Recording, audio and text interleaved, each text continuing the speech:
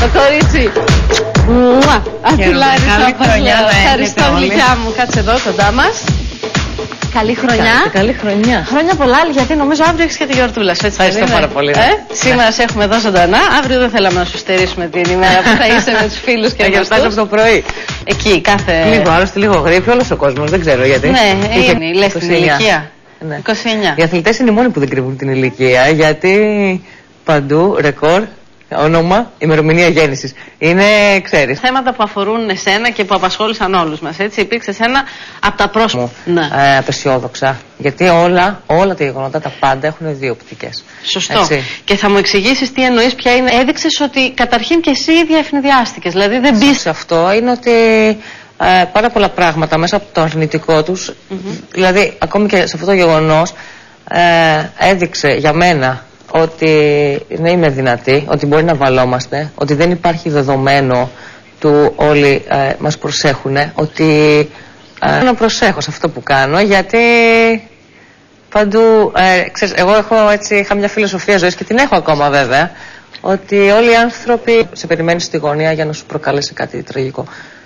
Μάλιστα. Προκειμένη βέβαια, εντάξει, έχει λόγο. Ειδικά όταν είσαι ένας άνθρωπος που παγκόσμια εμβέλεια έχεις πετύχει πράγματα. Ναι. Σαφώς είναι άνθρωποι που σε εχθρεύονται. Δηλαδή, εσύ προς κάποιους ανθρώπους που λες ότι ουσιαστικά θέλανε το κακό σου. Ναι, αυτό είναι τραγικό σαφώς.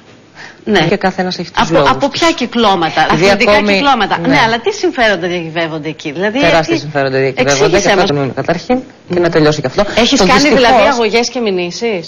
Ναι. Το ανιχνεύτηκε η. Φίλο που λέμε. Ναι, όμως αυτό συμβαίνει. Δεν είναι λίγο αλήθεια. Ναι. Έχει να κάνει όμως με την καριέρα σου, έτσι κι αλλιώς. Δηλαδή, πότε είναι το δικαστήριο? Τον Ιούνιο. Ποιος δικηγόρος έχει αναλάβει? Ο κύριος Αγιος Στρατήτης. Και είναι καταπληκτικός. Ο κύριος Αγιος Στρατήτης. Η καριέρα μου δεν έχει. Ξέρεις ότι ο περισσότερος κόσμος λέει ότι δεν μπορείς να κάνεις. Το λένε και λίγο άσχετοι άνθρωποι αυτό βέβαια. Αλήθεια. Ναι. Πολύ μακριά από αυτό πραγματικά. Μάλιστα. Και βέβαια όσον αφορά τους αθλητές οι οποίοι έχουν χάσει τις ζωές τους. Όπως, ας πούμε, μπορεί να υπάρχουν 10.000 αθλητές και οι 3 να πάθουν κάτι και να πούν «Α, κοίτα, αυτός έπαθε κάτι». Και έχω πήγα, ας πούμε, προχθές στο νοσοκομείο γιατί μία φίλη μου είχε ένα θέμα, είχε ένα νεύρισμα στο κεφάλι.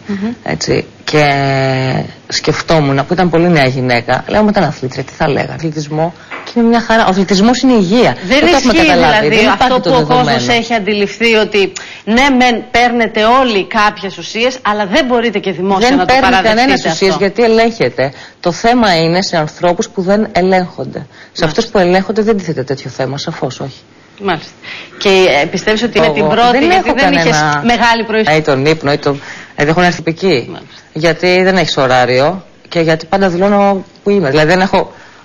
Φεύγω, εξαφανιστικά ένα Σαββατοκυριακό και κλείνω τα τηλέφωνα. Αυτό δεν υπάρχει στη ζωή μου πουθενά.